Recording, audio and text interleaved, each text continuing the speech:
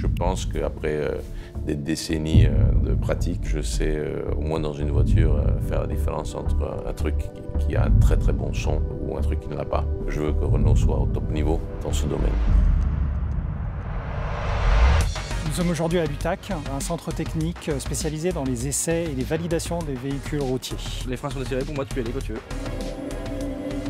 Sur le site de l'INAS Montlhéry, nous allons tester, valider et homologuer le son Jean-Michel Jarre. Au niveau global, il y a 60,5 pour 50 dB.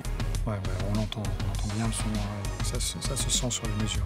Nous avons bien préparé cette homologation, nous connaissons les exigences. Bon là ça passe. Super, merci. Une fois que tout est bien préparé, on arrivait un peu à la cérémonie où on présentait tous ces sons, confiant que tous les sons qu'on présentait étaient beaux, de belle qualité, et que finalement, le workshop allait plutôt être un workshop d'embarras du choix.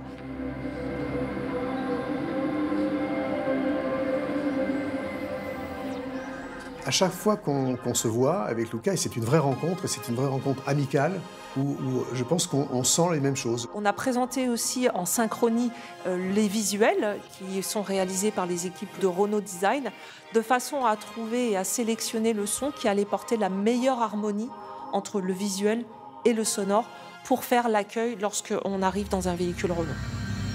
La première, elle est plus joyeuse, mais l'autre, elle est plus intrigante. Elle est un peu intrigante, c'est ça, exactement. Oui. C'est quelque chose de très fort parce que quand ça correspond parfaitement à la milliseconde près, c'est quelque chose d'assez spectaculaire en termes d'audiovisuel.